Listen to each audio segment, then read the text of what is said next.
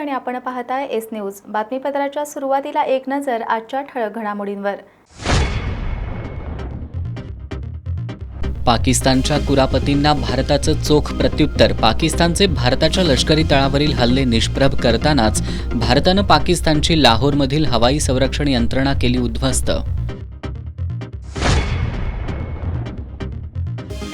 भीमा कारखान्यात चांगल्या वस्तू भंगारात काढत चालतोय लाखांचं 12,000 करण्याचा कारभार। कामगारांनीच केली पोलखोल। भारतीय सैन्य पाक विरोधात सीमेवर लढत असताना रिलायन्स इंडस्ट्रीजसह देशातल्या नफेखोरांना दिसतोय त्यांचा फायदा। ऑपरेशन सिंदूर ट्रेडमार्कसाठी अर्ज करण्याची घाई।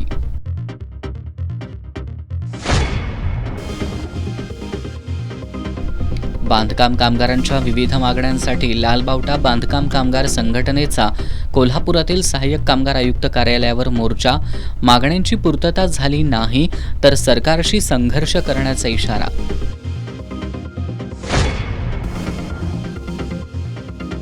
आणि शक्तीपीठ महामार्गाविरोधात शेतकरी आर या पारच्या लढाईच्या तयारीत। आजच्या ऑनलाईन बैठकीत 12 जिल्ह्यातील लोकप्रतिनिधी, शेतकरी संघटनांचे पदाधिकारी यांच्यासह बाधित शेतकऱ्यांचा सहभाग।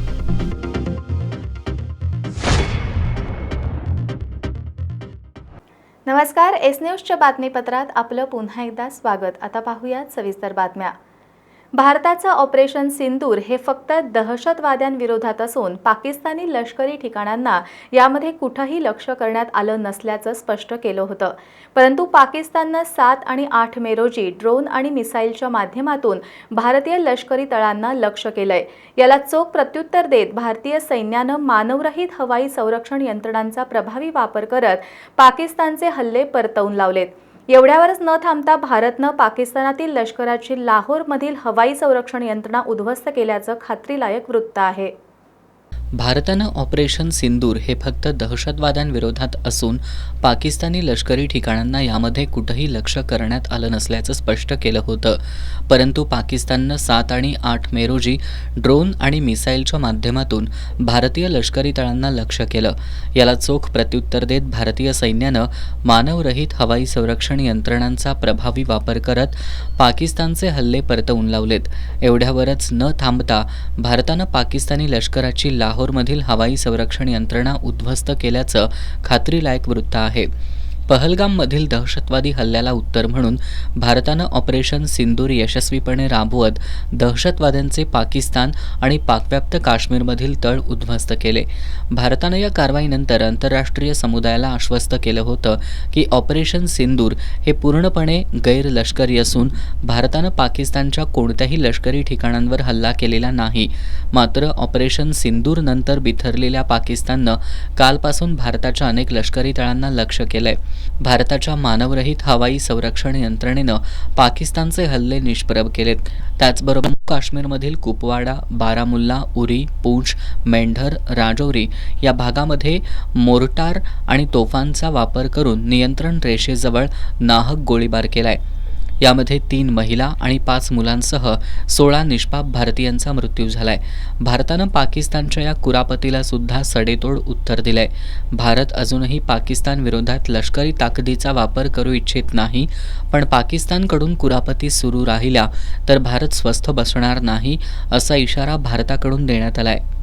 भारताच्या सीमेवर सध्या तणाव आहे। पाकिस्ताननं पोचलेल्या दहशतवाद्यांनी पहलगाममध्ये पर्यटकांना लक्ष्य करून त्यांच्यातील भ्याड वृत्ती पुन्हा एकदा जगाला दाखवली। भारतानं याला ऑपरेशन सिंदूरच्या माध्यमातून चोख उत्तर दिलं। भारताच्या तिन्ही सैन्य दलानं या ऑपरेशनमधून दाखवलेल्या धीरोदत्तपणाचं कौतुक होत असताना काही मंडळी मात्र यातून आपलं पोटपाणी कसं चालेल यासाठी धडपडू लागली आहेत। रिलायन्स इंडस्ट्रीजसह काही मंडळींनी पुढे जाऊन भारताच्या या लष्करी कारवाईचं भांडवल करण्यासाठी आतापासूनच प्रयत्न सुरू केल्याचं दिसून येतंय। रिलायन्स इंडस्ट्रीजसह मनोरंजनाच्या क्षेत्रात काम करणाऱ्या काही लोकांनी ऑपरेशन सिंदूरच्या ट्रेडमार्कसाठी अर्ज केल्याचं स्पष्ट झालंय।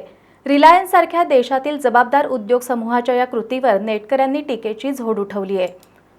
22 एप्रिलला पहलगाममध्ये पाक पुरस्कृत दहशतवाद्यांनी भ्याड हल्ला केला। यामध्ये या दहशतवाद्यांनी पर्यटकांना लक्ष्य केलं। पाक पुरस्कृत दहशतवादाला चोख प्रत्युत्तर देण्यासाठी काल भारताच्या तिन्ही सैन्य दलांनी समन्वयातून ऑपरेशन सिंदूर राबवत पाकव्याप्त काश्मीर आणि पाकिस्तानमधील 9 दहशतवादी तळ उद्ध्वस्त केले. सीमेवरती एकीकडे हे सगळं घडत असताना आपले सैन्य दलातील अधिकारी आणि सैनिक देशासाठी आपला जीव धोक्यात घालून लढत असताना दुसरीकडे मात्र काही मंडळी या सगळ्याचा भविष्यात आपला उद्योग आणि व्यवसाय वाढवण्यासाठी कसा उपयोग करून घेता येईल यासाठी धडपड करताना दिसत होते. यामध्ये भारतातील अग्रणी असलेल्या रिलायन्स उद्योग समूहाचा सुद्धा समावेश आहे. एकीकडे आपले जवान देशाच्या रक्षणासाठी प्राणपणाने लढत असताना दुसरीकडे हा उद्योग समूह ऑपरेशन सिंदूर या नावाचं ट्रेडमार्क रजिस्ट्रेशन करण्याच्या खटपटीत होता.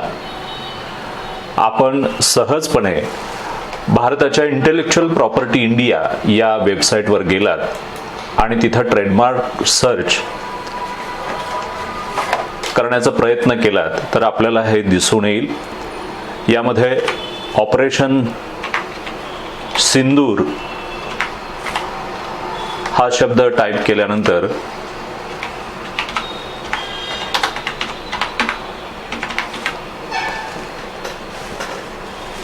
त्याच्या खाली हा ट्रेडमार्क नेमक्या कोणत्या क्लाससाठी मागितला गेलाय याची विचारणा होते. रिलायन्स उद्योग समूहाबरोबरच आणखी काही मंडळींनी सुद्धा हा ट्रेडमार्क मागितलेला आहे आणि हा ट्रेडमार्क खास करून चित्रपट, मनोरंजन, शिक्षण या क्षेत्रासाठी जो क्लास आहे 41 त्याच्या अंतर्गत मागितला गेल्याचं दिसतंय.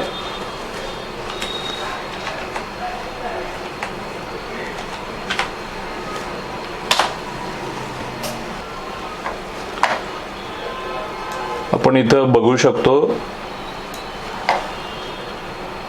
वर्ड मार्क मागितलेला आहे रिलायन्स इंडस्ट्रीज लिमिटेडनं ऑपरेशन सिंदूर या नावाचा. 41 या क्लास अंतर्गत हा वर्ड मार्क मागितलेला आहे रिलायन्स इंडस्ट्रीजनं. त्याचबरोबर ऑपरेशन सिंदूर या नावानंच मुकेश चित्रम अग्रवाल या व्यक्तीनंही ऑपरेशन सिंदूरचा वर्ड मार्क मागितलेला आहे. याचबरोबर ग्रुप कॅप्टन कमल सिंग ओबेरा रिटायर्ड यांनीही ऑपरेशन सिंदूरचा वर्ड मार्क मागितलेला आहे. आलोक कोठारी यांनी सुद्धा याची मागणी केली आहे आणि जयराज टी या व्यक्तीनंही ऑपरेशन सिंदूर सिंदुरा युद्धम या अनुषंगानं वर्ड मार्क मागितलेला आहे. रिलायन्स इंडस्ट्रीजनं हा जो वर्ड मार्क मागितलेला आहे तो नेमका कशासाठी मागितला आहे त्याचे डिटेल्स आपण बघूयात. यामध्ये खास करून मनोरंजन, विविध उत्पादनं, वेगवेगळ्या उत्पादनांचं सादरीकरण आणि वेगवेगळ्या ऑडिओ, व्हिडिओ, इमेजेस आणि डाटा याचं प्रसारण, पब्लिशिंग सर्व्हिसेस यासह वेगवेगळ्या क्षेत्रांसाठी हा वर्ड मार्क रिलायन्स इंडस्ट्रीजनं मागितलेला आहे. यामधले इतर जे अर्ज करणारी मंडळी आहेत त्यापैकी बहुतांश लोकांनी मनोरंजनासाठीच चित्रपटने हा वर्ड मार्क मागितलेला दिसतोय. यापैकी देशातले अग्रणी असलेल्या उद्योग समूहानं, ज्या रिलायन्स उद्योग समूहानं या ट्रेडमार्क वर्ड मार्कसाठी मागणी केलेली आहे त्याच्यावरती आता सोशल मीडियामधून जोरदार टीका होऊ लागली आहे. एकीकडं सगळा देश सैन्य दलासोबत उभा राहिलेला असताना प्रत्येकाच्या मनामध्ये देशभक्तीच्या भावना अतिशय उच्च कोटीला पोहोचलेल्या असताना आपल्या सैनिकांचं प्राणपणानं लढणं हे आपल्या उद्योग व्यवसायासाठी त्याचा वापर करणं यामध्ये प्रयत्नशील असणाऱ्या रिलायन्स उद्योग समूहावर आता टीकेची झोड उठू लागली आहे. या लोकशाही देशामध्ये प्रत्येकाला आपला उद्योग व्यवसाय आपापल्या परीनं वाढवण्याचं स्वातंत्र्य आहे, परंतु किमान सैनिक ज्या पद्धतीनं लढत आहेत त्यांचं मनोधैर्य कायम राहावं यासाठी काही प्रयत्न करण्याऐवजी त्यांनी जे योगदान देशासाठी दिलंय त्याचा वापर आपला उद्योग व्यवसायासाठी करणं हे कितपत योग्य आहे, असे प्रश्न आता समाज माध्यमातून उमटू लागलेत. कॅमेरामन सर्वेश उरुणकरसह एस न्यूजसाठी मी कृष्णा जमदाडे. आगामी स्थानिक स्वराज्य संस्थांच्या निवडणुकीसाठी कार्यकर्त्यांनी कामाला लागावं असं आवाहन शिवसेना उद्धव बाळासाहेब ठाकरे पक्षाचे संपर्क प्रमुख अरुण दुधवडकर यांनी केलंय. कोल्हापुरात आयोजित जिल्हा कार्यकारिणीच्या बैठकीत ते बोलत होते. या बैठकीत जिल्हा स्तरावरील पदाधिकाऱ्यांमधील अंतर्गत वादावरून कार्यकर्त्यांनी तीव्र भावना व्यक्त केल्या. शिवसेना उद्धव बाळासाहेब ठाकरे पक्षाच्या जिल्हा कार्यकारिणीची बैठक आज कोल्हापुरातील शासकीय विश्रामगृहावर आयोजित करण्यात आली होती. कोल्हापूरचे संपर्क प्रमुख अरुण दुधवडकर यांच्या अध्यक्षतेखाली झालेल्या या बैठकीला पक्षाचे उपनेते संजय पवार, सहसंपर्क प्रमुख विजय देवणे, जिल्हा प्रमुख सुनील शिंत्रे आदींची प्रमुख उपस्थिती होती. यावेळी बोलताना दुधवडकर यांनी स्थानिक स्वराज्य संस्थांच्या निवडणुकीत कार्यकर्त्यांनी गाफील न राहता कामाला लागावं असं आवाहन केलं. आता जिल्ह्यातलं आता आम्ही आज जी बैठक घेतली आहे ती आमच्या शिवसेनेची घेतलेली आहे. हा जो डिसिजन घ्यायचा आहे, जो निर्णय हा घ्यायचा आहे तो आदरणीय पक्षप्रमुख आघाडीच्या माध्यमातून घेतील. पण आज आमची तयारी, आमच्या शिवसेना उद्धव बाळासाहेब ठाकरे पक्षाची तयारी बघितली ती चांगल्या पद्धतीने सगळ्यांनी तयारी केलेली आहे. नंतर जो वर्ण आदेश येतील त्या आदेशाचे पाळणारे आमचे शिवसैनिक, कोल्हापूरचे शिवसैनिक आहेत. सर्वांनी पक्ष बळकट करण्यासाठी काम करण्याच्या सूचना त्यांनी दिल्या. उद्धव ठाकरे युरोप दौऱ्यावरून 10 तारखेला मुंबईत आल्यानंतर त्यांना बैठकीचा अहवाल देणार असल्याचं त्यांनी सांगितलं. आदित्य ठाकरे यांच्या प्रमुख उपस्थितीमध्ये कोल्हापुरात पक्षाचा निर्धार मेळावा घेतला जाणार असून हा मेळावा यशस्वी करण्याचं आवाहन त्यांनी केलं. जिल्हा पातळीवरील पदाधिकाऱ्यांमध्ये अंतर्गत वाद असल्यानं कार्यकर्त्यांची द्विधा स्थिती असल्याच्या तीव्र भावना कार्यकर्त्यांनी यावेळी व्यक्त केल्या. पदाधिकारी स्वतंत्रपणे आंदोलनं करतात, कोणत्या आंदोलनात सहभागी व्हायचं असा प्रश्न पडतो. त्यामुळे कोल्हापुरातील पदाधिकाऱ्यांमधील वाद मिटवण्याची मागणी कार्यकर्त्यांनी या बैठकीत केली. ज्यांना आमदार खासदार बनवलं ते पक्ष सोडून गेले. के.पी. पाटील यांना विधानसभेची उमेदवारी पक्षाकडून देण्यात आली. मात्र के.पी. पाटील ठाकरे गटासाठी आता किती सक्रिय आहेत असा सवाल या बैठकीत कार्यकर्त्यांनी उपस्थित केला. याबाबत माध्यमांशी बोलताना दुधवडकर यांनी के.पी. पाटील यांच्यावर जोरदार टीका केली. आमचे उपजिल्हा प्रमुख पाटील प्रकाश पाटील यांनी उल्लेख केला की जे येतात आणि मग नंतर ते जातात आणि मग कार्यकर्ता आमचा तसाच राहतो. म्हणून मी त्या दोघांचा उल्लेख केला. आले त्यांच्यासाठी आम्ही लोकांच्या शिवसैनिकांचे हे केलं. आता के.पीला दिलं पण के.पी गेला तिथे. के.पी आता के.पीचा स्थिर काय आहे तेच समजत नाही आहे. आदरणीय पक्षप्रमुख आल्यावर के.पींचं जे काही चाललं आहे ते मी आदरणीय पक्षप्रमुखांच्या कानावर घालणार आणि त्याच्याबद्दल डिसिजन काय ते घेणार. आणि ह्याच्यानंतर असेल तर आदरणीय पक्षप्रमुख ह्याच्यानंतर जो डिसिजन घेतील तो आदरणीय कट्टर शिवसैनिक असेल त्याच्याबद्दलच घेतील अशी आम्हाला तरी अपेक्षा आहे. बैठकीला शहर प्रमुख रविकिरण इंगवले, शहर प्रमुख सुनील मोदी, माजी नगरसेविका प्रतिज्ञा उत्तुरे, असलम सय्यद, मंजित माने यांच्यासह पक्षाचे पदाधिकारी, कार्यकर्ते उपस्थित होते. हातकणंगले तालुक्यातील जुने पारगाव इथल्या अजित शिंदे यानं पत्नी दीपालीसह वैभवी या 10 वर्षाच्या मुलीचा खून केल्याचा त्याच्यावरचा आरोप जिल्हा आणि सत्र न्यायालयात साबित झालाय. न्यायालयानं शिंदेला दोषी ठरवलं असून उद्या त्याला शिक्षा सुनावली जाणार आहे. हातकणंगले तालुक्यातील जुने पारगाव इथल्या हरिजन वसाहतीमध्ये राहणारा अजित सीताराम शिंदे हा एका दूध संघात काम करत होता. आरोपी अजितला दारूचं व्यसन होतं. नातेवाईकांनी त्याला समजावून सांगितल्यानंतर त्यानं दारू सोडली. मात्र तो काहीच कामधंदा करत नव्हता. अजित आणि त्याची पत्नी दीपाली शिंदे यांच्यात किरकोळ कारणावरून वादावादी होत होती. यातूनच 6 नोव्हेंबर 2017 रोजी पत्नी दीपाली हिनं लवकर नाश्ता केला नाही, तसंच मुलगी वैभवी खेळायला सारखी बाहेर जाते आणि मुलगा प्रेम सतत किरकिर करतो या कारणामुळं आरोपी यानं कुऱ्हाडीच्या दांड्यानं पत्नी दीपाली, मुलगी वैभवी आणि मुलगा प्रेम यांना अमानुष मारहाण केली. यामध्ये ते सर्वजण गंभीर जखमी झाले होते. या तिघांना कोल्हापुरातील CPRमध्ये उपचारासाठी दाखल करण्यात आलं. मात्र उपचार सुरू असताना पत्नीचा मृत्यू झाला, तर 14 नोव्हेंबर रोजी मुलगी वैभवी हिचा मृत्यू झाला. तर या घटनेतून लहान मुलगा प्रेम वाचला. या घटनेबाबत मयत दीपालीचा भाऊ मधुसूदन रवींद्र कांबळे यांनी वडगाव पोलीस ठाण्यात तक्रार दिली होती. पोलिसांनी पती अजित याला अटक केली. चौकशीनंतर पोलिसांनी न्यायालयात दोषारोपपत्र दाखल केलं. या घटनेबाबत जिल्हा व सत्र न्यायालयाचे न्यायाधीश क्रमांक 3चे SS तांबे यांच्यासमोर सुनावणी झाली. या कामी एकूण 16 साक्षीदार तपासण्यात आले. जिल्हा सरकारी वकील म्हणून विवेक शुक्ल यांनी काम पाहिलं. सत्र न्यायालयानं पत्नी आणि मुलीच्या खून प्रकरणी पती अजित शिंदे याला दोषी ठरवलंय. शिक्षेचा निकाल न्यायालयानं राखून ठेवला असून आरोपी अजित शिंदे याला उद्या शुक्रवारी न्यायालय कोणती शिक्षा सुनावणार याकडे सर्वांचं लक्ष लागून आहे. इचलकरंजी शहरातील कलानगर परिसरातल्या महिलांनी आमदार राहुल आवाडे यांना पाण्यासाठी धारेवर धरलं. संतप्त महिलांनी कलानगर परिसरात पाणी वेळेवर येत नाही, आलंच तर कमी प्रमाणात पाणी येतं याबद्दल महापालिकेकडे वारंवार तक्रार करून देखील महापालिका दुर्लक्ष करत असल्याचा आरोप केलाय. इचलकरंजी शहरात 4 ते 5 दिवसांआड पाणी येतं, तर काही ठिकाणी कमी दाबानं पाणी येत आहे. कलानगर परिसरामध्ये वेळेवर पाणी येत नाही, आलंच तर ते कमी दाबानं येतं. याबद्दल महापालिकेकडे वारंवार तक्रार करून देखील महापालिका दुर्लक्ष करते. अशातच कलानगर परिसरात आमदार राहुल आवाडे आले असता परिसरातल्या महिलांनी त्यांना पाणी प्रश्नावरून चांगलंच धारेवर धरलं. कलानगर परिसरामध्ये रस्त्याचं काम सुरू असून या ठिकाणी अगोदर पाण्याची गळती काढण्याची मागणी नागरिकांनी केली आहे. रस्ते नवीन करायचे, पुन्हा पाण्यासाठी हे रस्ते खोदायचे हा फंडा आहे का, असा सवाल यावेळी नागरिकांनी आमदार आवाडेंना विचारला. यावेळी कलानगर परिसरातील महिला मोठ्या संख्येनं उपस्थित होत्या.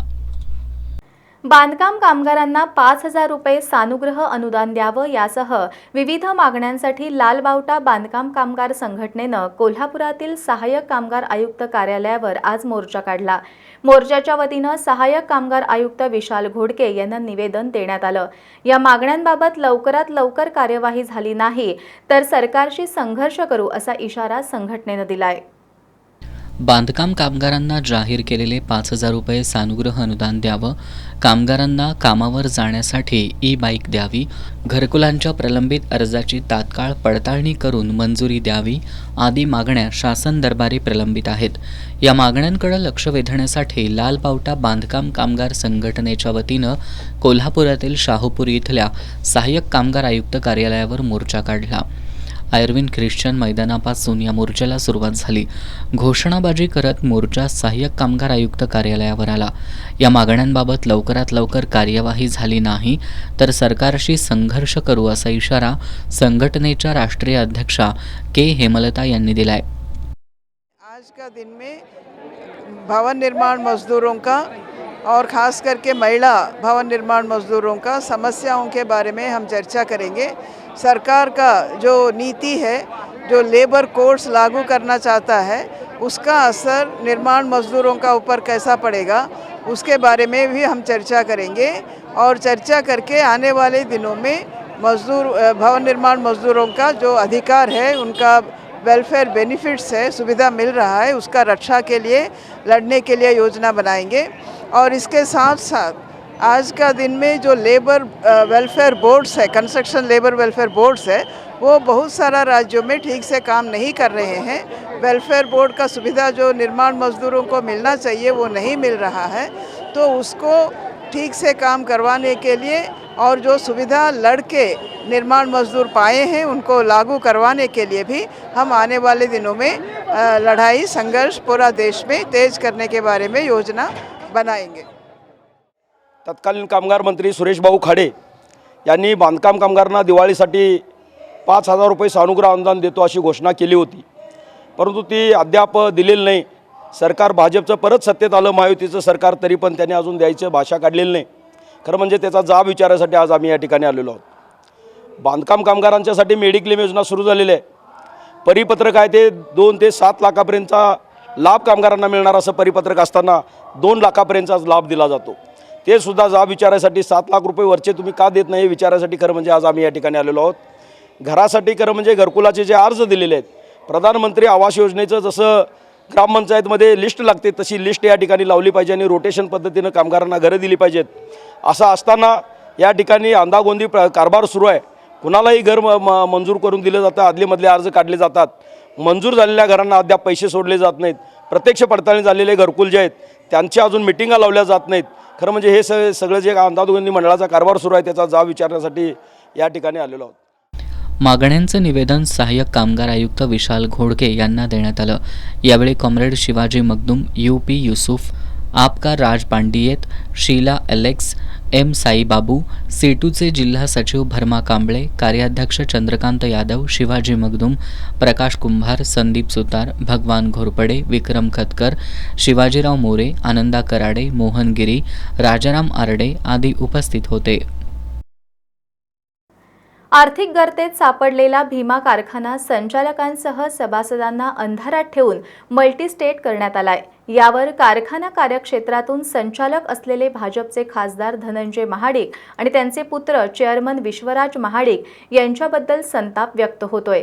एकेकाळी आर्थिकदृष्ट्या सक्षम असलेल्या कारखान्याची आज अशी अवस्था होण्यामागं कारखान्याचा गलथान कारभार कसा कारणीभूत आहे हे या कारखान्याच्या कामगारांनीच सांगितलंय.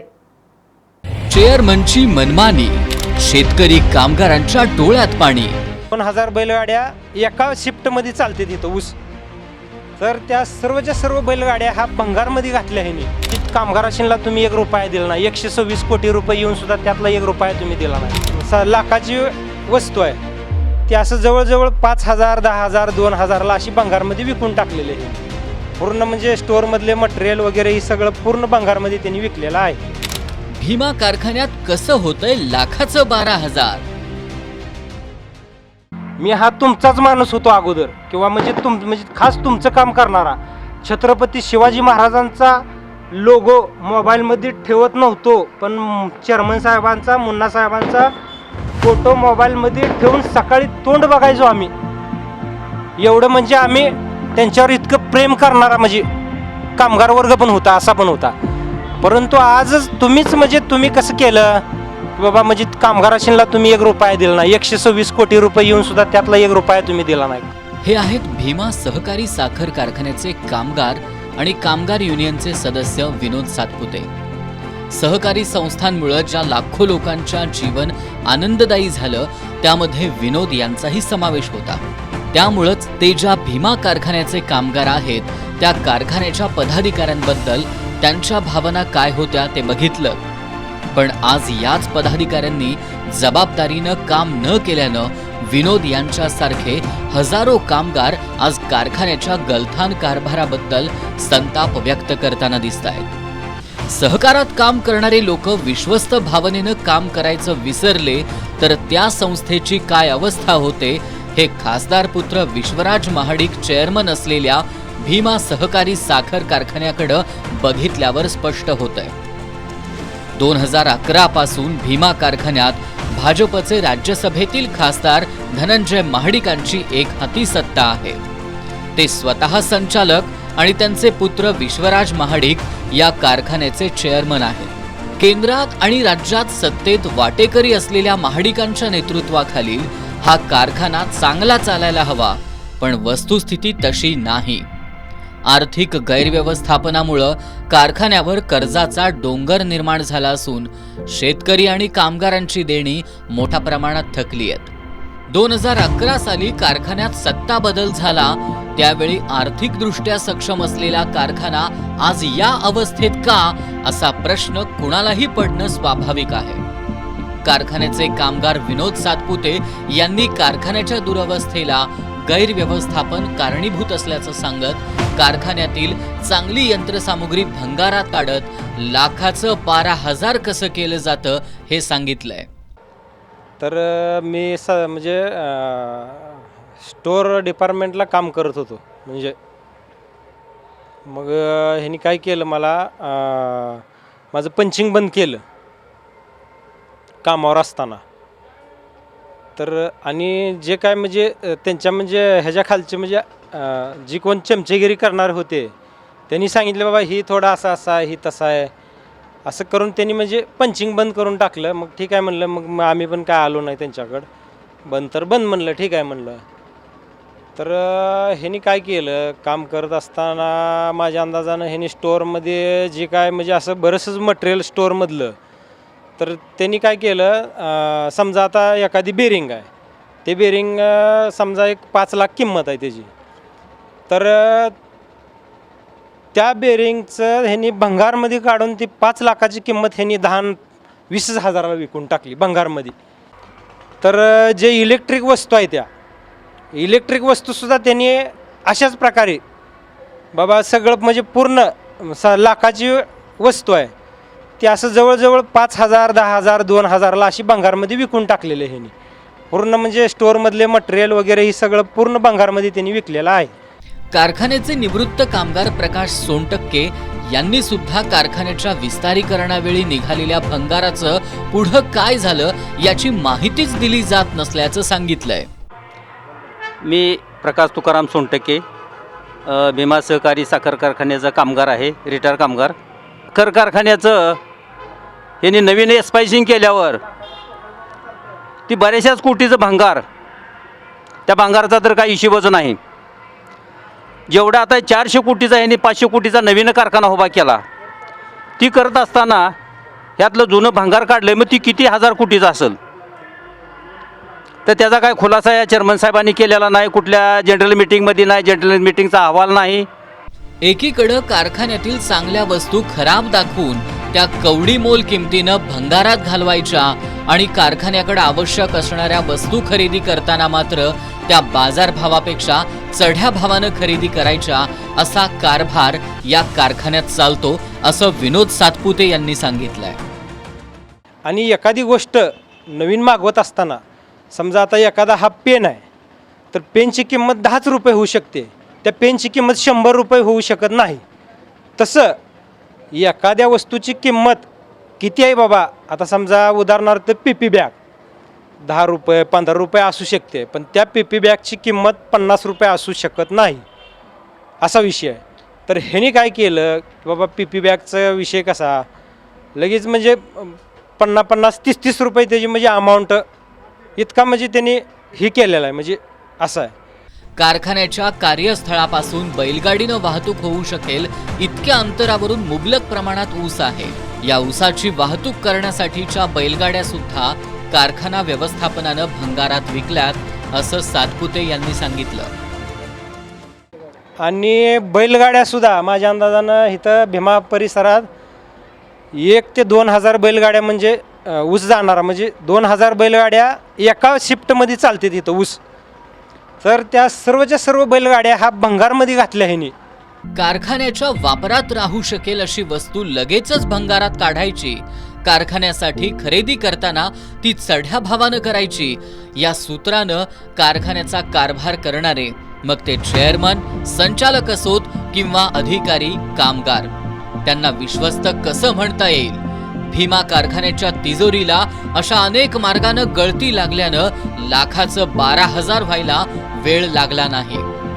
त्यामुळं शेतकऱ्यांचा तळतळाट घेऊन बेजबाबदारपणे कारभार करणारी लोक शेतकरी, सभासद आणि कामगारांसमोर उत्तरं देतील का, अशी विचारणा भीमा कारखान्याचे सर्व लाभधारक उपस्थित करतायत.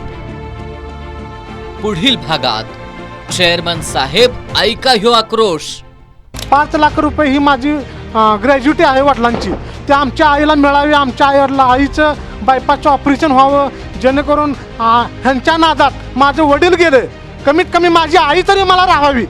शेतकऱ्यांना दिवसा वीज पुरवठा व्हावा आणि त्यांच्या शेतीच्या कामात अडथळा येऊ नये यासाठी शासनानं कुसुम योजनेच्या धर्तीवर सोलर योजना सुरू केली आहे. या योजनेअंतर्गत कोल्हापूर जिल्ह्यात तब्बल 3,379 शेतकऱ्यांनी सौर कृषी पंप बसवलेत. मात्र पंप बसवल्यानंतर सेवा देणाऱ्या कंपन्यांकडून शेतकऱ्यांना वेळेवर सेवा मिळत नसल्यानं नाराजीचा सूर उमटतोय. राधानगरी तालुक्यातील बहुतांश शेतकऱ्यांनी शेतीला दिवसा वीज पुरवठा व्हावा या उद्देशानं सौर कृषी पंप बसवलेत. सुरुवातीचे काही दिवस विना अडथळा हे सौर पंप चालले, मात्र यानंतर अचानक मोटर बंद पडणं, सौर पॅनलमध्ये बिघाड होणं किंवा सौर पॅनलची चोरी होणं अशा प्रकारात वाढ झाली. अशावेळी शेतकऱ्यांनी कंपनीशी संपर्क केल्यावर त्यांच्याकडून वेळेत दुरुस्ती करून मिळत नाही. त्यामुळं शेती पिकांना पाणी मिळत नाही. सोलर पंप अथवा मोटारमध्ये बिघाड झाल्यास संबंधित कंपन्यांना वारंवार फोन करूनही शेतकऱ्यांना समाधानकारक उत्तरं मिळत नाहीत.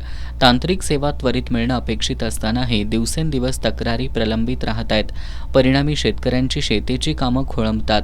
वेळेत दुरुस्ती होत नसल्यानं अनेक शेतकऱ्यांनी सौर कृषी पंप नको रे बाबा असं म्हणत वीज पुरवठ्यावरील विद्युत पंप सुरू केलेत. यामध्ये शासनानं तात्काळ लक्ष घालून सौर पंपांची दुरुस्ती शेतकऱ्यांना करून द्यावी अशी मागणी शेतकरी वर्गातून होतीये. दैव बलवत्तर म्हणून भीषण अपघातातून वाचलेल्या शुक्रवार पेठेतील कुलकर्णी बहिणींना आजही अग्निदिव्याच्या फेऱ्यांमधून जावं लागतंय. सध्या त्यांना मोठ्या आर्थिक संकटाला तोंड द्यावं लागत असून त्यांना रोजच्या उपचारासाठी आर्थिक मदतीची नितांत गरज आहे. एप्रिलची सकाळ ही कोल्हापुरातील शुक्रवार पेठेतल्या कलाप्रसाद अपार्टमेंटमध्ये राहणाऱ्या कुलकर्णी कुटुंबियांसाठी जणू काळ बनूनच आला होता. सायली कुलकर्णी प्रभावळेकर आणि त्यांच्या लहान बहीण अक्षयिनी कुलकर्णी या अक्कलकोटला देवदर्शनाला निघाल्या होत्या. मिरजच्या पुढं सिद्धेवाडी इथं त्यांचा भीषण अपघात झाला. यामध्ये या दोन्ही बहिणींच्या डोक्याला गंभीर दुखापत झाली. त्यांना तात्काळ नजीकच्या खासगी रुग्णालयात दाखल करण्यात आलं. तब्बल 17 दिवस त्यांच्यावर उपचार सुरू होते. त्यानंतर त्या शुद्धीवर आल्या. फक्त दैव बलवत्तर म्हणून त्यांचे प्राण वाचले. या सर्व उपचारासाठी 5 लाखांचा खर्च आला. हा खर्च सायली यांच्या भावानं लोकांकडून उसनवारी करून कर्ज काढून कसाबसा भागवला. या कुटुंबाचा अश्वपालन हा व्यवसाय आहे. हे अश्व लग्नात वरातीत भाड्यानं दिले जातात. या त्यांच्या तुटपुंजा मिळकतीत सध्या घर सांभाळणं, रुग्णालयाचं बिल भागवण्यासाठी घेतलेल्या रक्कमेचे हप्ते देणं आणि दोन्ही मुलींचं औषधपाणी करणं अशी तारेवरची कसरत सायली यांच्या वडील आणि भावाला करावी लागतेय. सध्या हे कुटुंब आर्थिक संकटात सापडलंय. परिस्थितीपुढं हतबल झालेल्या या कुटुंबासमोर मोठा पेचप्रसंग निर्माण झालाय. सायली यांच्या पतीचं 2014 निधन झालं होतं. तेव्हापासून त्या वडिलांकडे राहतात. त्या कलाकार आहेत. त्यांना वरद नावाचा 13 वर्षाचा मुलगा आहे. आज तो इतक्या लहान वयातही आईची मनोभावे सेवा करत आहे. त्याच्या रूपानं सायली यांना जणू वरदानच लाभलंय. इतकी काळजी तो आईची आणि मावशीची घेतोय. एकीकडं हे कुटुंब सावरण्याचा प्रयत्न करतंय, पण पैशाचं सोंग घेता येत नाही म्हणतात ते खरंय. सध्या त्यांना औषध पाण्यासाठी आणि पुढील उपचारासाठी आर्थिक मदतीची गरज आहे. त्यामुळं समाजातील दानशूर व्यक्तींच्या दातृत्वाची या हतबल झालेल्या दोन्ही बहिणींना नितांत गरज आहे. त्यांना मदत करण्यासाठी त्यांनी 87 88 51 30 49 हा त्यांचा मोबाईल नंबर दिलाय. कोल्हापूरकरांनी मदत करून या आर्थिक संकटाच्या फेऱ्यातून बाहेर काढावं असं आवाहन सायली कुलकर्णी प्रभावळेकर यांनी केलंय. महाराष्ट्र राज्य कृषी सहाय्यक संघटना करवीर शाखेच्या वतीनं विविध मागण्यांसाठी करवीर तालुका कृषी अधिकारी कार्यालयासमोर 1 दिवसाचं धरणं आंदोलन करण्यात आलं. मागण्या मान्य झाल्या नाहीत तर कृषी सहाय्यकांनी 15 मे पासून बेमुदत संपावर जाण्याचा इशारा दिलाय. कृषी सेवक कालावधी रद्द करून नियमित कृषी सहाय्यक पदावर नियुक्ती देण्यात यावी. कृषी सहाय्यकांचे पदनाम बदलून सहाय्यक कृषी अधिकारी करण्यात यावं. तसंच संपूर्ण कामकाज डिजिटल स्वरूपात होत असल्यामुळं लॅपटॉप मिळावा आणि ग्रामस्तरावर कामकाजासाठी तलाठी ग्रामसेवकांप्रमाणे मदतनीस मिळावा आदी विविध मागण्या कृषी सहाय्यकांनी केल्यात. या मागण्यांसाठी राज्यातील कृषी सहाय्यकांनी आंदोलन सुरू केलंय. कोल्हापुरातील करवीर तालुका कृषी अधिकारी कार्यालयासमोर महाराष्ट्र राज्य कृषी सहाय्यक संघटना करवीर शाखेच्या वतीनं 1 दिवसाचं धरणं आंदोलन करण्यात आलं. मागण्या मान्य न झाल्यास 15 मे पासून संपावर जाण्याचा इशारा कृषी सहाय्यकांनी दिलाय. फील्डवरची जी कामं देतात ते ज्या निविष्ठ वाटप असतात त्या निविष्ठ वाटपसाठी आपल्याला कुठल्याही प्रकारच्या सुविधा नसतात. त्याचा मेहनताना किंवा त्याचं हे मिळायला पाहिजे. त्याच्यानंतर आपला जो कृषी सहाय्यक आहे त्याला कोणत्याही प्रकारचे इतर विभागाप्रमाणे जसं महसूल असेल, ग्रामविकास असेल असा मदतनीस कोणीही नाही. त्याऐवजी आम्हाला एक मदतनीस मिळावा ह्या प्रमुख मागणीसाठी हे आपलं आंदोलन चालू आहे आणि त्या संदर्भात शासनानं आमच्या ह्या मागण्यांचा पाठपुरावा करावा. आणि त्यातला आपला आजचा 3रा टप्पा आमचा जो आहे तो धरणे आंदोलन आहे. आता उद्यापासून चौथा टप्पा जो आमचा आहे तो या ठिकाणी सामूहिक रजा असेल. 5वा टप्पा पुढचा असेल तो आपण ऑनलाईन कामकाजावर बहिष्कार आणि दिनांक 15 पासून आपले सर्व कृषी सहाय्यक जर मागण्या मान्य झाल्यास तर बेमुदत संपावर जाणार आहेत. आंदोलनात संदीप कांबळे, संतोष मोरे, अमोल टिपुगडे, तानाजी पाटील, सुभाष शेटे यांच्यासह तालुक्यातील कृषी सहाय्यक सहभागी झाले होते. एखाद्या व्यक्तीला बेअक्कल ठरवायचं असेल तर त्याला गाढव आहेस का असं म्हटलं जातं. नेहमीच उपहासाचा आणि चेष्टेचा धनी असलेल्या गाढवांसाठी आजचा दिवस खास आहे. आज जागतिक गाढव दिवस आहे. खरं तर नेहमीच निंदा नालस्ती सहन करणारा हा प्राणी उपयुक्त आहे हे जाणून घेण्याचा प्रयत्न कुणीच करत नाही. या पार्श्वभूमीवर एस न्यूजचं हे विशेष वृत्त. गाढव असा शब्द जरी उच्चारला तरी हास्याचे कारंजे उडतात. हा प्राणी नेहमीच चेष्टेचा, निंदेचा आणि टीकेचा धनी ठरलाय. पण आज मात्र त्याचा हक्काचा दिवस आहे. आज 8 मे म्हणजेच जागतिक गाढव दिन. या निमित्तानं तो किती फायदेशीर आहे, किती उपयोगी आहे हे मात्र कुणीच जाणून घेत नाही. विनोदाचा भाग सोडला तर याच्या इतका कष्टाळू आणि प्रामाणिक दुसरा प्राणी मिळणं कठीण आहे. जगातील सर्वात महाग दूध हे गाढवाचं असतं.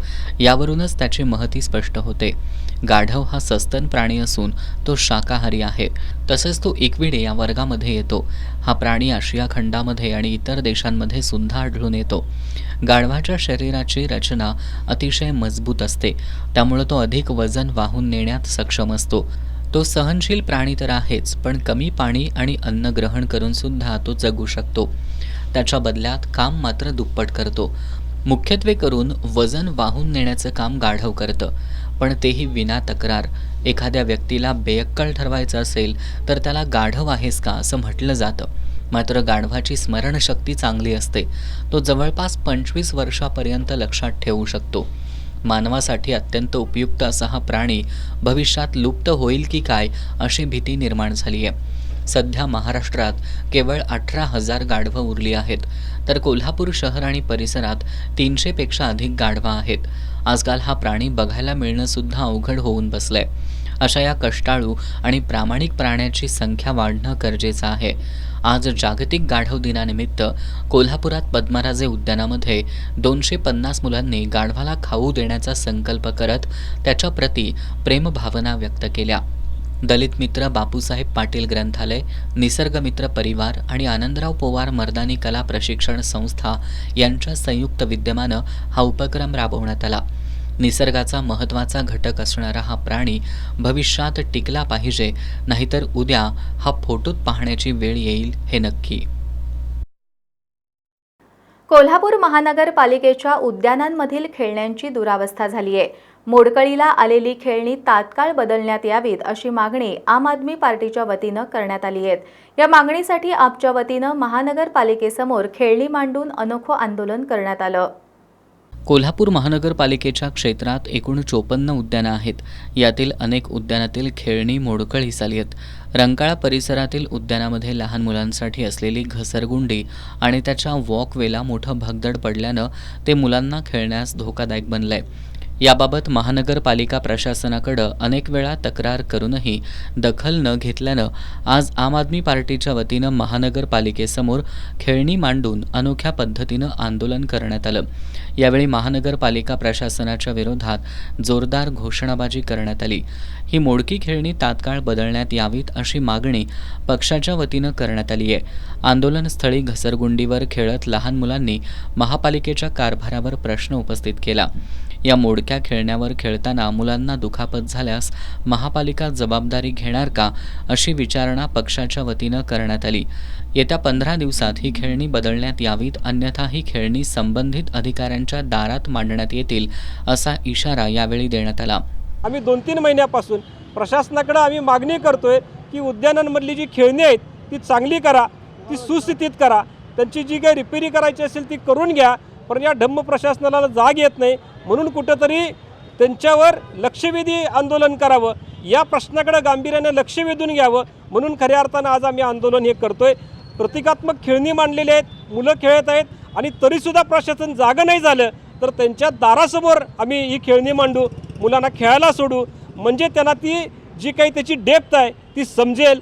हा इशारा आहे प्रशासनाला. तुम्ही ताबडतोब येणाऱ्या 15 दिवसामध्ये सगळ्या उद्यानांमधली खेळणी व्यवस्थित करा, अन्यथा परिणामाला सामोरं जा. आंदोलनात शहराध्यक्ष उत्तम पाटील, सुरेश सुर्वे, अभिजित कांबळे, मोईन मोकाशी, दुष्यंत माने, विजय हेगडे, प्रसाद सुतार, अनिल जाधव, समीर लतीफ यांच्यासह पक्षाचे पदाधिकारी, कार्यकर्ते सहभागी झालेत.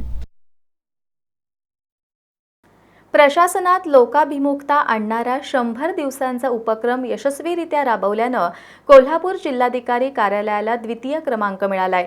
याबद्दल जिल्हाधिकारी अमोल येडगे यांचा मुख्यमंत्री आणि उपमुख्यमंत्री यांच्या हस्ते सन्मान करण्यात आला. प्रशासनात लोकाभिमुखता आणणारे 100 दिवस या उपक्रमाचा पहिला टप्पा यशस्वीपणे पार पडलाय. या उपक्रमात कोल्हापूर जिल्हाधिकारी कार्यालयाला द्वितीय क्रमांक मिळालाय. याबद्दल जिल्हाधिकारी अमोल येडगे यांचा मुख्यमंत्री देवेंद्र फडणवीस आणि उपमुख्यमंत्री एकनाथ शिंदे यांच्या हस्ते सन्मान करण्यात आला. 100 दिवसांच्या कार्यक्रमांतर्गत लोकाभिमुखता, कामकाजात सुलभता आणि जबाबदारी या 3 आधारांवर प्रशासनानं काम केलंय. राज्यातील 12,500 कार्यालयांना सुधारणा करण्याची संधी देण्यात आली होती. यामध्ये कोल्हापूर जिल्हाधिकारी कार्यालयाचा देखील समावेश होता. नागरिकांचं दैनंदिन जीवन सुखकर करण्यासाठी मुख्यमंत्री देवेंद्र फडणवीस यांनी 100 दिवसांचा कार्यक्रम आखला होता. यामध्ये कमीत कमी कालावधीत कार्यालयीन कामकाज पूर्ण करण्याचं लक्ष्य, नागरिकांना दिल्या जाणाऱ्या ऑनलाईन सेवांची सज्जता आणि सर्व कार्यालयांची सर्वंकष स्वच्छता मोहीम यावर भर देण्यात आलाय. या उपक्रमात कोल्हापूर जिल्हाधिकारी कार्यालयाला द्वितीय क्रमांक मिळाला. याबद्दल मुंबईत झालेल्या कार्यक्रमात जिल्हाधिकारी अमोल येडगे यांना सन्मानित करण्यात आलं. कोल्हापूर जिल्हा परिषदेच्या बांधकाम विभागातील शाखा अभियंता प्रदीप हुपरे यांचं निलंबन मागं घेण्याची मागणी जिल्हा परिषद अभियंता संघटनेच्या वतीनं करण्यात आली आहे. या मागणीसाठी अभियंत्यांनी आज 1 दिवसाचं लेखणी बंद आंदोलन केलं. कोल्हापूर जिल्हा परिषदेच्या बांधकाम विभागातील शाखा अभियंता प्रदीप हुपरे यांच्यावर करण्यात आलेल्या निलंबनाच्या कारवाईचा जिल्हा परिषद अभियंता संघटनेच्या वतीनं निषेध करण्यात आलाय. शाखा अभियंता प्रदीप हुपरे यांच्यावर पाण्याच्या टाकीची परस्पर विल्हेवाट लावल्याचा आरोप करण्यात आला असला तरी याबाबत कोणताही प्रत्यक्षदर्शी पुरावा नाही. केवळ वृत्तपत्रातील बातमीमुळे प्रदीप हुपरे यांच्यावर तडकाफडकी निलंबनाची कारवाई केली आहे. त्यामुळे ही कारवाई चुकीची असल्याचं सांगत हुपरे यांचं निलंबन मागं घेण्याची मागणी यावेळी करण्यात आली. या मागणीचं निवेदन प्रभारी मुख्य कार्यकारी अधिकारी संतोष जोशी आणि कार्यकारी अभियंता सचिन सांगावकर यांना देण्यात आलं. या कारवाईचा निषेध म्हणून शाखा अभियंत्यांनी आज 1 दिवसीय लेखणी बंद आंदोलन केलं.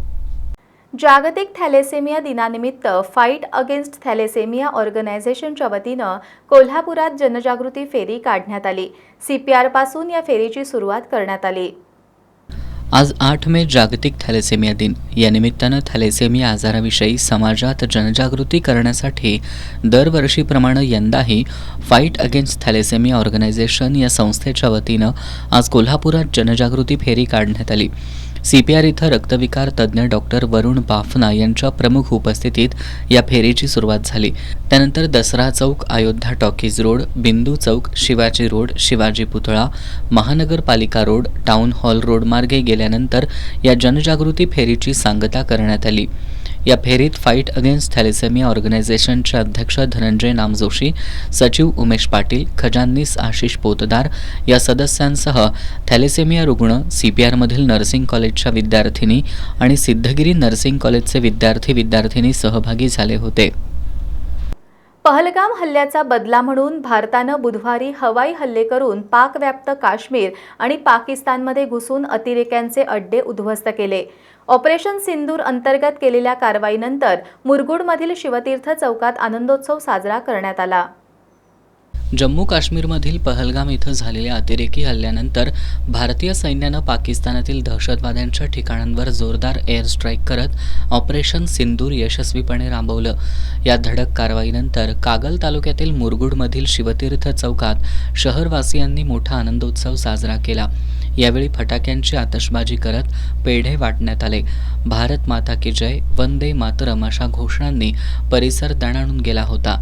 युद्धजन्य परिस्थिती निर्माण झाल्यास भारतीय सैन्याला अन्नधान्य, आवश्यक साहित्य पुरवठा करण्यासाठी आणि गरज असल्यास सामान्य नागरिकांना प्रशिक्षण देऊन सहभागी करून घ्यावे, यासाठी सह्यांची मोहीम सुरू करण्यात आली आहे। यावेळी सर्जेराव भाट, माजी उपनगराध्यक्ष दगडू शेणवी, संतोष बंडकर, ओंकार पोतदार, जगदीश गुरव, मयूर सावर्डेकर, तानाजी भराडे, अनुबोध गाडगीळ, प्रकाश परिशवाड, अभि मिटके, रणजित मोरबाळे, आनंद रामाने, बाळासो सूर्यवंशी, धनंजय सूर्यवंशी आदी उपस्थित होते।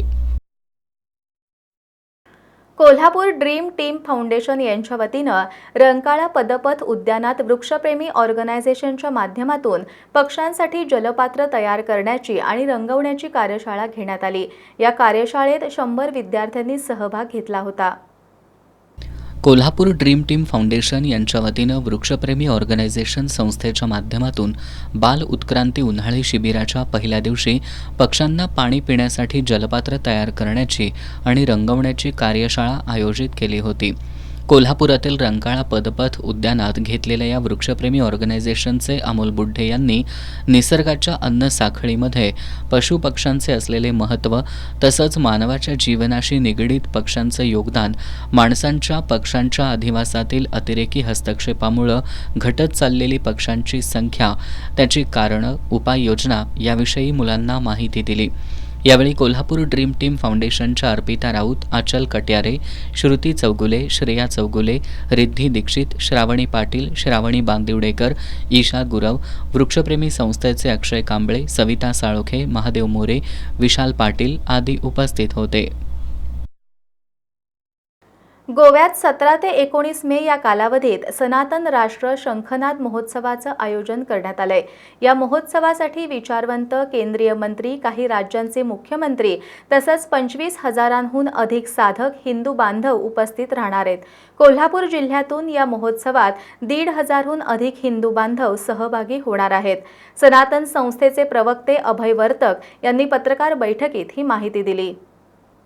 सनातन संस्थेचे संस्थापक डॉक्टर जयंत आठवले यांच्या 83व्या जन्मोत्सव आणि संस्थेच्या रौप्य महोत्सव वर्षानिमित्त गोव्यातील अभियांत्रिकी महाविद्यालयाच्या मैदानावर 17 ते 19 मे या कालावधीत सनातन राष्ट्र शंखनाद महोत्सवाचं आयोजन करण्यात आलंय, अशी माहिती सनातन संस्थेचे प्रवक्ते अभय वर्तक यांनी दिली। या महोत्सवाला आर्ट ऑफ लिव्हिंगचे संस्थापक श्री श्री रविशंकर, योगगुरू रामदेव बाबा, श्रीराम जन्मभूमी न्यासाचे कोषाध्यक्ष स्वामी गोविंददेव गिरी यांच्यासह केंद्रीय मंत्री, काही राज्यांचे मुख्यमंत्री तसंच 25,000हून अधिक साधक, हिंदू बांधव उपस्थित राहणार आहेत। कोल्हापूर जिल्ह्यातून या महोत्सवासाठी 1,500हून अधिक हिंदू बांधव सहभागी होणार आहेत। हा शंखनाद रामराज्याच्या दिशेनं टाकलेलं पुढचं पाऊल असेल असा विश्वास वर्तक यांनी व्यक्त केला। पत्रकार बैठकीला डॉक्टर मानसिंग शिंदे, अभिजित पाटील, आनंदराव पवळ, आनंद काशीद, राजेंद्र तोरसकर, अश्विनी माळकर, शिवानंद स्वामी, सुरेश यादव उपस्थित होते। हसूर बुद्रुक इथले शेतकरी गिरीश कुलकर्णी यांच्या शेतामध्ये कागल तालुका कृषी अधिकारी कार्यालयामार्फत खरीप हंगामपूर्व कार्यशाळा घेण्यात आली। या कार्यशाळेमध्ये परिसरातील शेतकऱ्यांनी सहभाग घेतला। कागल तालुका कृषी अधिकारी कार्यालयामार्फत खरीप हंगामपूर्व कार्यशाळा हसूर बुद्रुक येथील शेतकरी गिरीश कुलकर्णी यांच्या शेतामध्ये आयोजित करण्यात आली। या कार्यशाळेच्या अध्यक्षस्थानी कोल्हापूर विभागाचे विभागीय कृषी सहसंचालक अजय कुलकर्णी होते, तर प्रमुख मार्गदर्शक म्हणून छत्रपती शाहू महाराज कृषी महाविद्यालयातील कीटकशास्त्र विभागाचे प्रमुख डॉक्टर बागडे उपस्थित होते। या कार्यशाळेत जिल्हा अधीक्षक कृषी अधिकारी जालिंदर पांगिरे, उपविभागीय कृषी अधिकारी अरुण भिंगारदेवे आणि सरसेनापती संताजी साखर कारखान्याचे ऊस विकास अधिकारी श्री परीट यांनी शेतकऱ्यांशी संवाद साधला। खरीप हंगामातील नवीन तंत्रज्ञान, बियाणे उगवण क्षमता चाचणी, सोयाबीन आणि भातासाठी बीज प्रक्रिया, सुपरकेन नर्सरी, दशपर्णी अर्क तयार करण्याची प्रक्रिया, माती नमुना संकलन पद्धती यांची प्रात्यक्षिकं दाखवण्यात आली। तसंच फळझाडं लावणीसाठी CRA तंत्रज्ञान, ठिबक सिंचन, ड्रोन वापर, हुमणी नियंत्रणासाठी प्रकाश आणि कामगंध सापळे, रसशोषक किडींसाठी निळे आणि पिवळे चिकट सापळे याची माहिती या कार्यशाळेत देण्यात आली। त्यानंतर शेतकऱ्यांनी विचारलेल्या विविध प्रश्नांना तज्ज्ञांनी योग्य उत्तरं दिली। आता एक नजर टाकूयात महत्त्वाच्या बातम्यांवर संक्षिप्त स्वरूपात। फास्ट न्यूजचे प्रायोजक गोकुळ।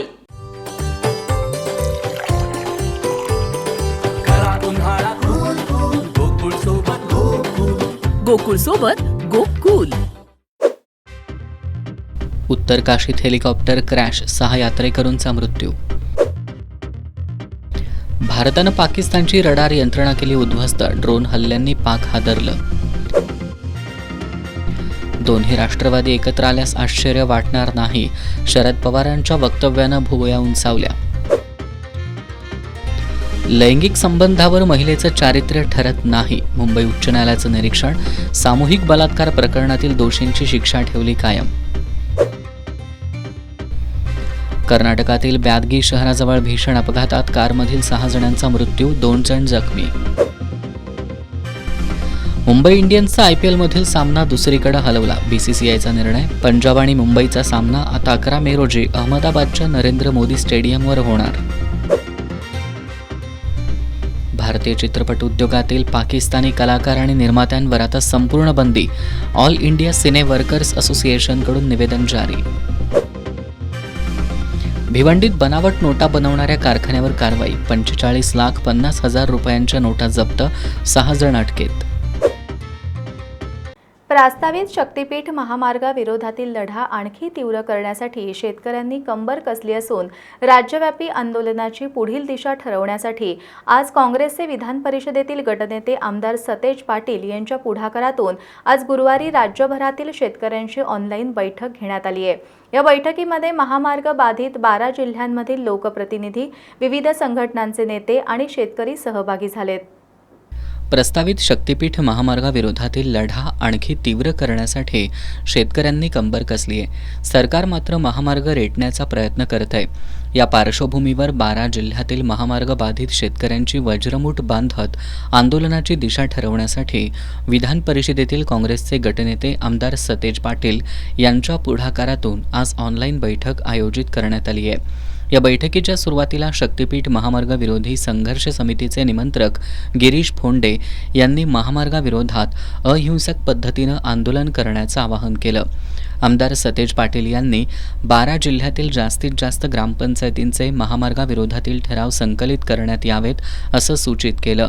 बीड जिल्ह्यातील ॲडव्होकेट अजय बुरांडे, लातूरचे गजेंद्र होळकर यांनी सरकारकडून आंदोलन दडपलं जात असलं तरी विरोधाची धार वाढवणं गरजेचं असल्याचं नमूद केलं.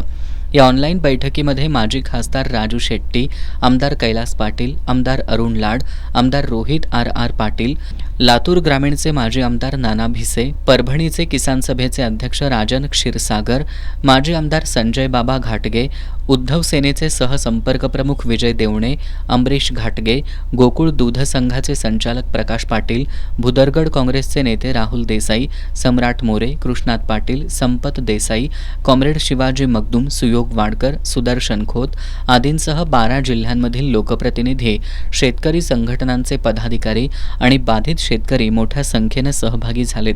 दरम्यान या बैठकीत होणाऱ्या निर्णयाकडे शेतकऱ्यांचं लक्ष लागून आहे.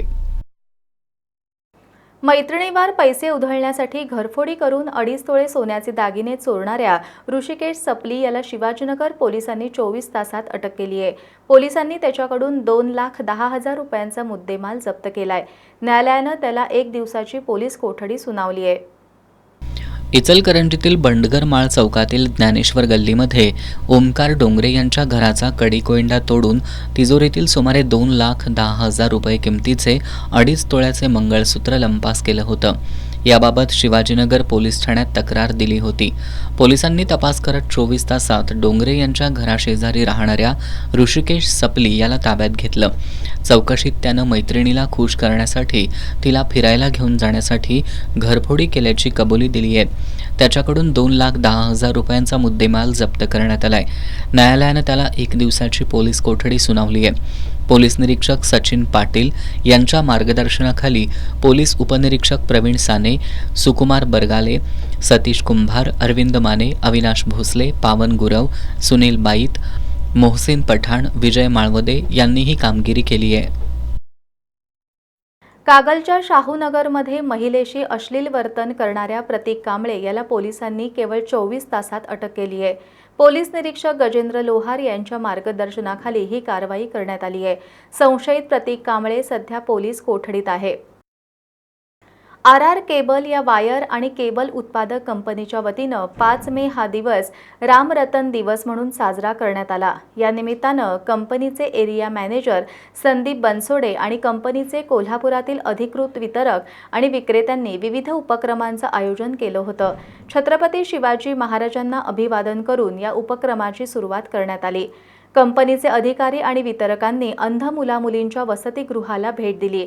तसंच शहर आणि परिसरातील वितरकांनाही भेट देण्यात आली। फेरीवाल्यांचं उन्हापासून संरक्षण करण्यासाठी छत्र्यांचं वाटप करत कंपनीनं सामाजिक बांधिलकी जपली।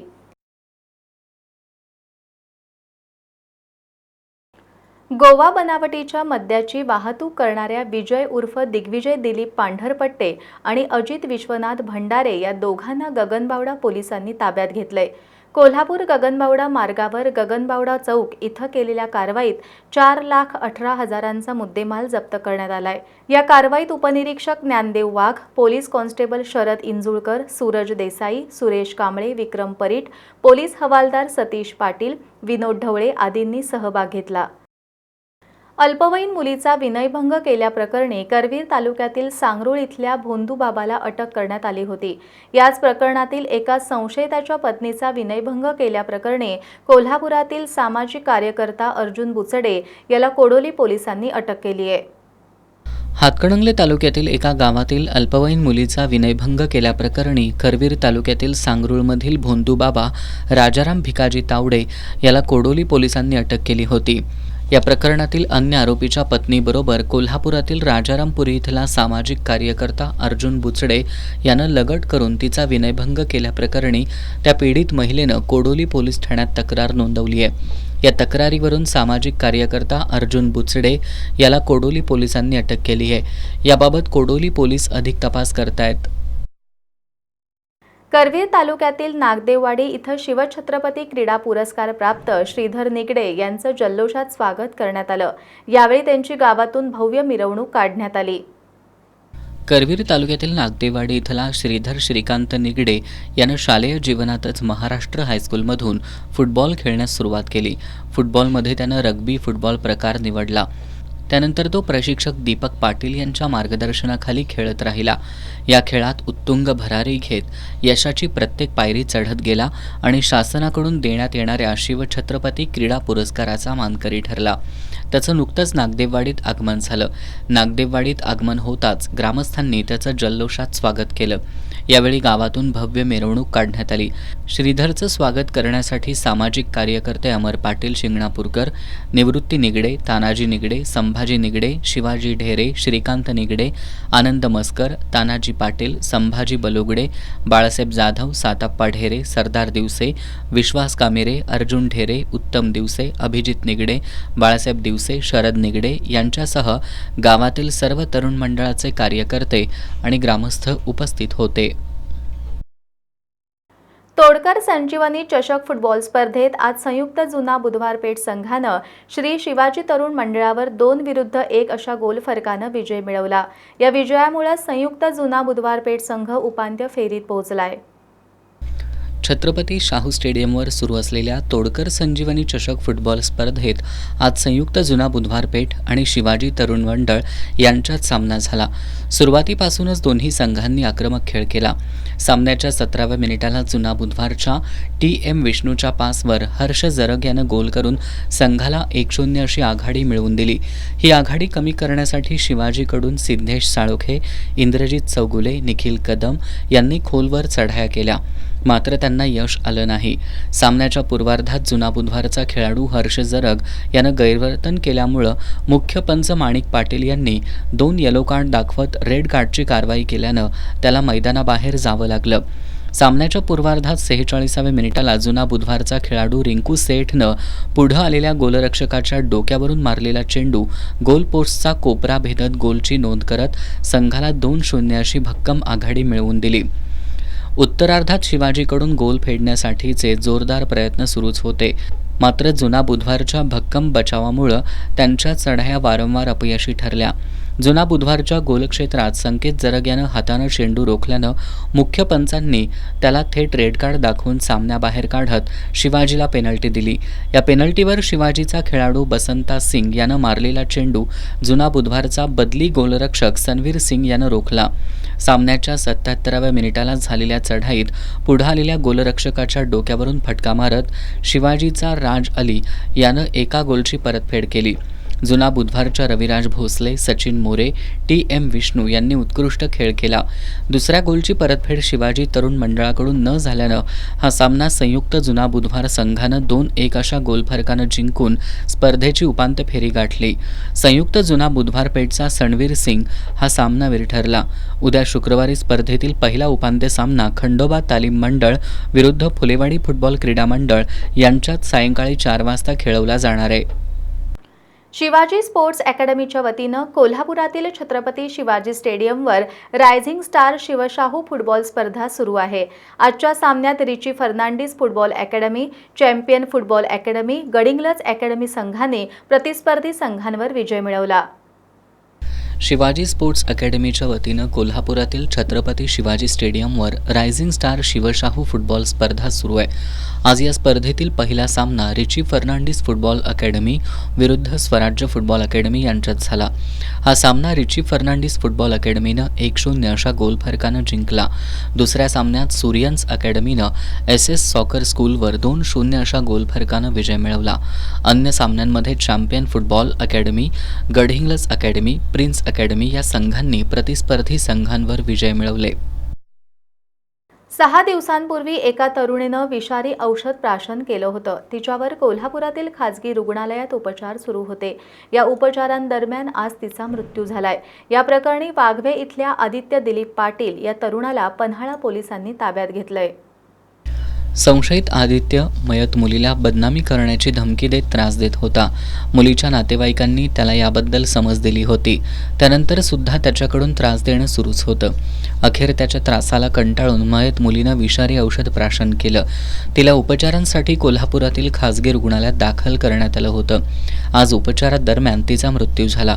मुलीनं आदित्यच्या त्रासाला कंटाळून विषारी औषध प्राशन केल्यानंतर त्याच्या विरोधात पन्हाळा पोलीस ठाण्यात गुन्हा दाखल झालाय. आज मुलीच्या मृत्यूनंतर BNS कलम 108 नुसार मुलीला आत्महत्येसाठी प्रवृत्त केल्याबद्दल पन्हाळा पोलिसांनी आदित्यला ताब्यात घेतलंय. मयत मुलीच्या मृत्यूनंतर तिच्या नातेवाईकांनी आदित्यला कठोर शिक्षा व्हावी अशी मागणी केली आहे. आदित्य पाटील राहणार वाघवे यांनी आमच्या मेहुणीला विष प्राशन करायला भाग पाडला आहे. तिच्या तोंडामध्ये 2 बोटे घालून तिला विष प्राशन केलेलं आहे आणि घरी तुझ्या भावाला मारतो, आईला मारतो आणि बाबांना पण मारतो अशी दमदाटी देऊन त्याच्याकडे पर्सनल काहीतरी व्हिडिओ होते. त्या व्हिडिओचा तो वापर करत होता आणि मुलीला सारखा त्रास देत होता. मी गुंड प्रवृत्तीचा माणूस आहे आणि आदित्य पाटला खरोखरच गुंड आहे आणि ह्याचा त्याला मुलगीला त्याचा न्याय मिळावा आणि तिला जास्तीत जास्त शिक्षा व्हावी. माझ्या भाचीला काय असेल ते न्याय तेवढा मिळू दे हीच माझी अपेक्षा आहे. आदित्य पाटील याला जास्तीत जास्त शिक्षा व्हावी अशीच अपेक्षा आहे. बातमीपत्रात शेवटी पुन्हा एकदा एक नजर आजच्या ठळक घडामोडींवर. पाकिस्तानच्या कुरापतींना भारताचं चोख प्रत्युत्तर. पाकिस्तानचे भारताच्या लष्करी तळावरील हल्ले निष्प्रभ करतानाच भारतानं पाकिस्तानची लाहोरमधील हवाई संरक्षण यंत्रणा केली उद्ध्वस्त. भीमा कारखान्यात चांगल्या वस्तू भंगारात काढत चालतोय लाखांचं 12,000 करण्याचा कारभार. कामगारांनीच केली पोलखोल. भारतीय सैन्य पाक विरोधात सीमेवर लढत असताना रिलायन्स इंडस्ट्रीजसह देशातल्या नफेखोरांना दिसतोय त्यांचा फायदा. ऑपरेशन सिंदूर ट्रेडमार्कसाठी अर्ज करण्याची घाई.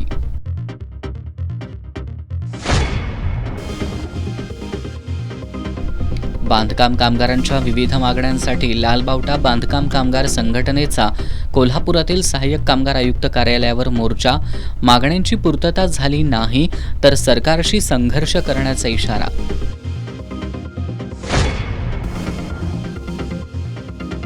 आणि शक्तीपीठ महामार्गाविरोधात शेतकरी आर या पारच्या लढाईच्या तयारीत. आजच्या ऑनलाईन बैठकीत 12 जिल्ह्यातील लोकप्रतिनिधी शेतकरी संघटनांचे पदाधिकारी यांच्यासह बाधित शेतकऱ्यांचा सहभाग.